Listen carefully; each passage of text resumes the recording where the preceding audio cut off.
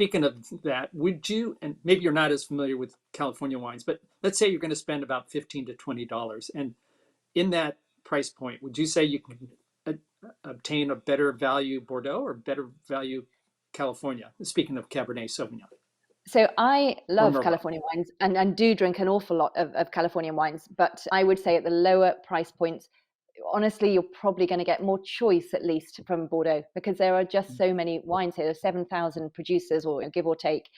And if you go to these vintages where you can feel confident, one of the problems for lower priced Bordeaux, and I'm sure this is true, of course, lower price world over, is having the money to invest, having the money to keep putting the money in to make sure that your vineyard doesn't have missing vines and all of this kind of stuff. And that's why you're better to go for the good vintages. But if you do that, I think that actually there are a few regions in the world that can beat Bordeaux for quality at that level, but we just don't think about them because all of our time, all of our brain space is taken up by the classified guys.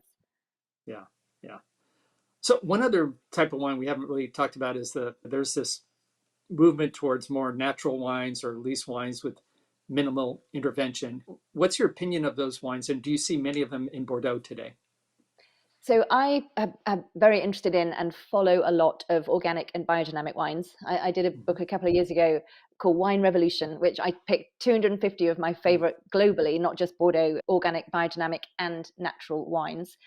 And I hesitated about including natural even because one of the things I really wanted to, I'm always trying to think, if somebody buys this wine blind, are they going to enjoy it? And I was worried about that the deviation potential with natural wines. So I would say when I pick a natural wine, I really try to ensure that they are certified organic or biodynamic and natural, so that right from the very beginning they are being very careful and following all the rules all the way through from vine to cellar, because most natural wines, the rules such as they are about how it's made. It's the vinification as opposed to the viticulture. That to one side. There are so many exciting organic biodynamic wines in Bordeaux right now, and some of my very favorite estates. There's a guy called or an estate called Chateau Le Puy, which is in Franc de Bordeaux, although often they're bottled as Vin de France, but they are just brilliant wines. And of course you have the very expensive, the Ponte Canes, the Parma, their biodynamics, but you don't need to go that high.